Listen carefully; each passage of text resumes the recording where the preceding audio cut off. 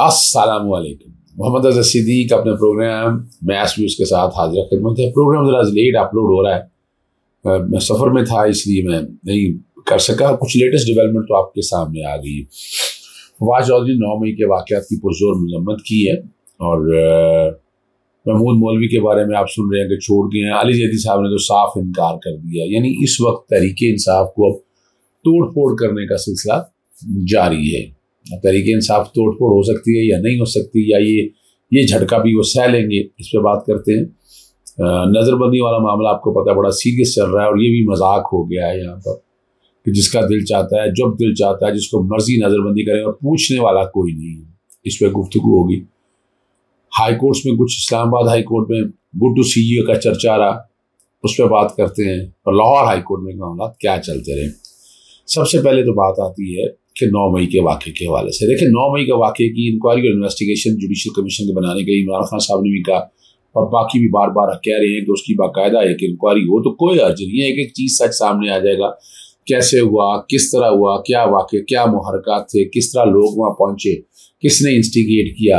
और ये जो कहा जा रहा है कि इमरान खान इसमें बराह रास्त इन्वॉल्व है, तो वो तो मानने के लिए कोई तैयार नहीं है, ना पूरी दुनिया के अंदर ओवरसीज़ पाकिस्तानी, ना पाकिस्तान के अंदर, कि एक आदमी जिसने सियासी जद्दोजहद इसलिए किया है कि वो इस मुल्क को आगे लेकर चले, वो ऐसे कामों में कैसे इन्वॉल्व हो सकता है। पूरी कोशिश गिराने की करते रहे, लेकिन रब की ज़ात इमरान खान के साथ रही और उसका नतीजा आप लोगों ने देख लिया कि उसको गिराना मुश्किल नहीं ना मुमकिन नज़र आ रहा है। हर तरह से कोशिश करके देख ली, पूरी जोर से जोर लगा के देख लिया, लेकिन वो जोर इतना कामयाब नहीं हो सका है। अब आर्मी एक्ट की बात हो रही है, उसकी पुख्ता प्रोविजंस की बात हो रही है, ऑफिशियल सीक्रेट एक्ट के हवाले से बात हो रही है और इनडायरेक्टली पाकिस्तानी फौज के कॉन्टेक्स्ट में, ऑफिसर्स के कॉन्टेक्स्ट में। देखिए let be very fair about it, it may not be possible, ये नामुमकिनात में से है। वो ठीक है, आप अभी ज़बरदस्ती आप घुसेड़ दें और कहें कि ये आर्मी एक्ट का इतलाक होगा, ऑफिशियल सीक्रेट एक्ट का इतलाक होगा, ये बड़ा मुश्किल है। पूरी दुनिया में मजाक उड़ेगा। अभी मजाक तो उड़ रहा है कि जिस तरह औरतों की तजलील की जा रही है, अभी थानों में पकड़ा जाके पेश करें जहाँ जहाँ, लेकिन ये तजलील का जो तरीक़ाकार है ना, ये किसी तरह भी नहीं। और याद रखिएगा, मेरे रब को ये पसंद नहीं है। मेरे रब ने कभी भी इस बात को पसंद नहीं किया। जो तरीक़ाकार है हमेशा इसकी पजीरा नहीं मिल सकी। आप लोगों को सबको पता होना चाहिए, इसकी कभी पजीरा ही नहीं मिली है।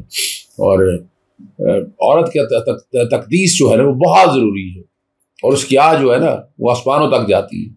ये खा जाएगी जिस तरह के आपने बच्चियों को, औरतों को तजलील किया। भाई हर एक अपना नुक्ता नज़र है। उन्होंने अपने प्यार और मोहब्बत में इमरान खान में, यानी पढ़े लिखे बच्ची हैं और अच्छे लोग हैं, मैं ये नहीं है कि गली मोहल्ले से उठ के आ जाए, वो ठीक है, वो लोग भी है, लेकिन ये जो जिनके साथ तजलील की जा रही है ना, पता ही कोई नहीं है।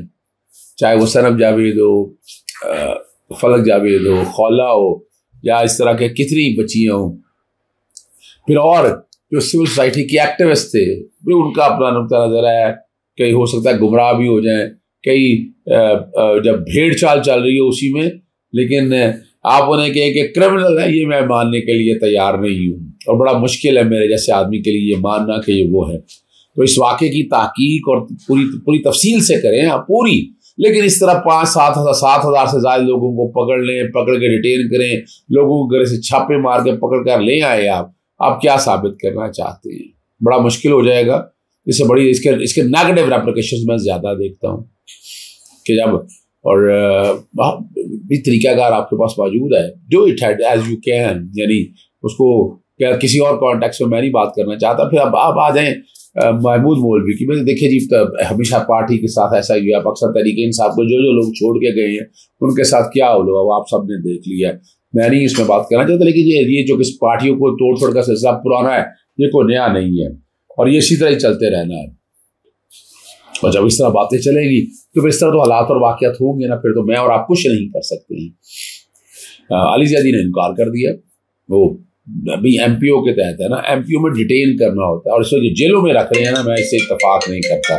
जेलों में जितना रखने का इत्तफाक है, ये सारा जो है ये तो ज्यादती है, घर में तोड़ फोड़ भी हो, फिर आप जेलों में भी रखे, मुलजम तो नहीं है ना, आपको खदशात है एमपी मेंटेनेंस और पब्लिक ऑर्डर मेंटेन करने के लिए, तो इन सब को सूली करो तो अब घरों में शिफ्ट करना चाहिए आपको। अब डिटेन कर लें, घर से बाहर ना निकले, 1.5 साल यही करना आप लोगों को, क्या करना, 30 दिन के लिए डिटेंशन आपने दी है, और आप क्या करना चाहती, लेकिन आप जेलों में बंद करें, आप जेलों में लेकर जाएं, तो ये काबिल कबूल नहीं है। ये बड़ा मुश्किल है, बहुत मुश्किल टास्क है, जिसको आपको देखना है, जिसको आपको समझना है, ये बड़ी ज़रूरी है, समझने की बात है ये, और ना समझे तो फिर बड़ा मसला होगा। जब चले आपने बंदी अंदर डालनी है, डाल ली आपने अंदर, और क्या होगा वो सोच रहा है। बाकी महमूद रशीद की एमपीओ भी है कि इन सब की देखिए इन्होंने तरीका वारदात क्या है, एमपीओ में पकड़ते हैं, पकड़ के अंदर रखते हैं, और उसके बाद जो दहशतगर्दी के पर्चे दर्ज किए हुए 3 शादमान का, सर्वर रोड का और गुलबर्ग का, उन तीनों में किसी न किसी तरह से इन्वॉल्व करके और अटैक कर रहे हैं। ठीक है, इंक्वायरी और इन्वेस्टिगेशन करें, लेकिन एमपीओ भी यानी 2 धारी तलवार है, इसको सोचना पड़ेगा कैसे हल करना है। इसको सख्ती से हल करेंगे तो मसाइल हल होंगे, वरना नहीं हल हो सकते हैं। ये सोचने की बातें हैं। हम आपको बाकी लाहौर हाई कोर्ट के अंदर अब जैसे मैंने बताया डिटेंशन ऑर्डर जो हैं वो सारे चैलेंज हुए हैं, और मुख्तलिफ कोर्टें देख रही हैं, मुख्तलिफ कोर्टें मुख्तलिफ डेटे डाल रही हैं। यानी डिटेंशन ऑर्डर्स में तो ये फौरी तौर पर सस्पेंड होकर बंदों को बाहर निकालना चाहिए, बाकी मेन चलते रहें आप। लेकिन ये सारा, और इमरान रियाज की जो FIR है वो दर्ज कर दी है पुलिस ने, वो बैकग्राउंड में मैं फिर आपको बता दूंगा। मैं उस FIR से इत्तेफाक नहीं करता, यानी उस FIR का दर्ज करने का मकसद है मिट्टी डालना। यानी अब क्या होगा, हाईकोर्ट में आके उनका ये बहाना रहेगा कि जनाब FIR दर्ज होगी, हम उसकी इंक्वायरी कर रहे हैं, इन्वेस्टिगेशन कर रहे हैं, बंदे दौड़ रहे हैं, हमें नहीं पता कहाँ, हम ट्रेस करते फिर, हमने बड़ी कोशिश की है। तो ये FIR एक तरह का ट्रैप भी है। हो सकता है इस FIR के अच्छे नताइज में निकल जाए अगर पुलिस ऑफिसर अच्छा हो। अगर पुलिस ऑफिसर अच्छा ना DP तो फिर अभी देखिए ये मट्टी में डालने की बात है, इसका कोई असर नहीं होना, इसका नुकसान है, बड़ा नेगेटिव है। मैं और इसका पॉजिटिव इम्पैक्ट नहीं मिलेगा, मैं बता दूं आपको। 11 बार मैं पाकिस्तान आ चुका हूँ, तो कोशिश मैं करूंगा कि उसमें मजीद डिटेल में लेकर हम इमरान रियाज को बाजियाब कराना चाहते हैं। इमरान रियाज आए, अगर अपना काम करे, बीवी बच्चों में रहे, आप लोगों के दरमियान नज़र उसको आना चाहिए। लेकिन क्या इस तरह से और बड़ी बातें अफवाहें पूरी दुनिया में सुनते रहे, और ये सारी बातें होती जो कि आए नहीं है सामने, गिरफ्तार होकर सामने आ जाता, अगर पकड़ा था, अगर आपने को पर्चे में थे तो रिमांड में पेश करना था 24 घंटे में, वो नहीं आपने पेश किया। तो यहाँ अब सवाल इसीलिए उठ रहे हैं, लोग इसीलिए बातें कर रहे हैं। ये इल्जाम जब जा रहे हैं ना तीसरे दायरे की तरफ, तो बुनियादी वजह ये है, वो एक्सप्लोरेशंस की वजह से प्रॉब्लम आ रही है कि आपको ऐसे मामला में से जो प्रॉब्लम्स आ रही है ना, इससे निकलना है। इससे नहीं निकलेंगे तो ये रोजाना की बातें होंगी, रोजाना मसाइल बनेंगे, और इन बातों से रोजाना निकलना बहुत जरूरी है। इमरान रियाज साहब की खानदान बड़ी हिम्मत के साथ इस्तेकामत है, दोस्त अब आप सारे खड़े हैं, और वो सारे इस मामले में चीज़ों को आगे लेकर जाना चाहते हैं। आगे ले जाने से मुराद यही है कि उनकी दस्तयाबी लाजमी बनाया जाए। बाकी वो आशिश शरीफ वाले मामले से लोग बहुत परेशान हैं, लोगों के बाद में बहुत से खदशात चले आ रहे हैं, और लोग इसका बरमला इजहार भी करते हैं। और जब इन चीज़ों को मिलाकर पढ़ा जाता है, नवाज शरीफ की वीडियो मीटिंग का, जिसमें शहबाज शरीफ को टास्क दी थी, इमरान खान सबको ठोकने का लफ्ज़ था कि, और जजिस के बारे में पूरा प्लान सामने आ गया। यानी कि ऐसे नहीं हो रहा, ये पूरा प्लान हैच करके बैकफुट पर ले जाने की कोशिश कर रही है। क्या इस तरह आप ले जा सकेंगे इन चीज़ों को? ये बड़ा एक मुश्किल काम है, बड़ा है। लेकिन कौम खड़ी रहे, कौम अगर खड़ी रहेगी तो मुश्किल कोई नहीं होगी, लेकिन अगर कौम बैठ जाएगी तो फिर ये मसाइल पैदा होंगे। ये सोचने पड़ेंगे, और यहाँ हाथ से हाथ मिलाएं, आप इकट्ठे होकर चीज़ों को इकट्ठे लेकर चलें आप।